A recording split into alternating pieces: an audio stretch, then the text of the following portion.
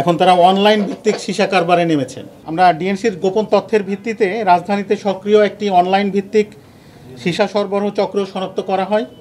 চক্রটি সামাজিক যোগাযোগ মাধ্যমের ইনবক্স এবং মোবাইল নম্বরে যোগাযোগ করে অর্ডার নিত এবং ছদ্মবেশে আমাদের যখন ক্রেতা সেজে আমাদের লোকজন তাদের সঙ্গে যোগাযোগ করে এবং এইভাবে প্রথমে চক্রের ডেলিভারি ম্যান মোহাম্মদ আশিকুর রহমান স্বামী, বয়স 19, এর সাথে যোগাযোগ স্থাপন করে। আমরা এই ভিডিও ক্লিপিংস আপনাদের দেখাবো, যেহেতু আসামি আমাদের সারেন্ডার করতে হয়েছে কোর্টের কাছে, এই জন্য আমরা ছবিগুলো রেখেছি, দেখাবো আমরা। আমাদের ডিএনসির কর্মকর্তাগণ ছদ্মবেশে ক্রেতা সেজে চক্রের ডেলিভারি ম্যান আশিকুর রহমানকে প্রথমে আটক করে এবং এরপরে তার ডেলিভারির কোন জায়গায় ডেলিভারি করবে, কোন সময় ডেলিভারি করবে সেটা আমরা ট্র্যাক করি এবং গত 16/11/2025 তারিখ রাত 11টায় হাতিরঝিল মহানগর প্রকল্প এলাকায় নির্ধারিত সময় অনুযায়ী স্বামী মানে ডেলিভারি ম্যান তার সীসার জার ভর্তি যে ব্যাগ সেটা নিয়ে উপস্থিত হয় এবং সেখানে আমাদের অধিদপ্তরের গোয়েন্দা টিম তাকে শনাক্ত করে এবং তার কাছ থেকে প্রথমে 2 কেজি সীসা উদ্ধার করা হয়।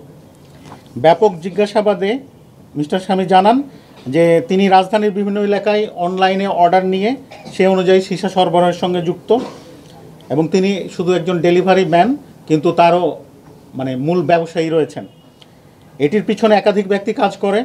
সে আরও স্বীকার করে যে এই চক্রের মূল নিয়ন্ত্রক হলো জনৈক জনাব আব্দুল আলিম ওয়াসিফ, বয়স হচ্ছে 28 বছর।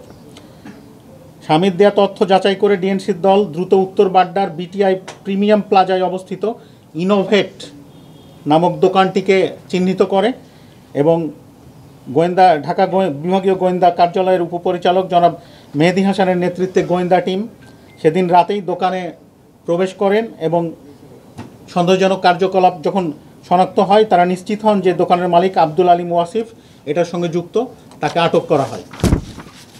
পরবর্তীতে তার স্টোররুম তল্লাশি করা হয় এবং সেখানে 16 কেজি সীসা, 16টি জার পাওয়া যায়, 3 হুক্কা সেট এবং 2টি পাইপ জব্দ করা হয়। এগুলো নর্মাল আমরা যেগুলো দেখি যে সীসা জব্দ করা হচ্ছে গুলশান বনানী থেকে, সে ধরনের না, একটু ভিন্ন ধরনের।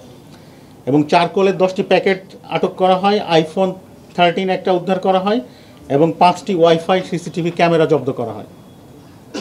মিস্টার ওয়াসিফ জিজ্ঞাসাবাদে স্বীকার করেন যে তিনি অনলাইনে অর্ডার নিয়ে রাজধানীর বিভিন্ন এলাকায় সীসা সরবরাহ করতেন এবং মিস্টার স্বামী তার হয়ে ডেলিভারির কাজ করতেন।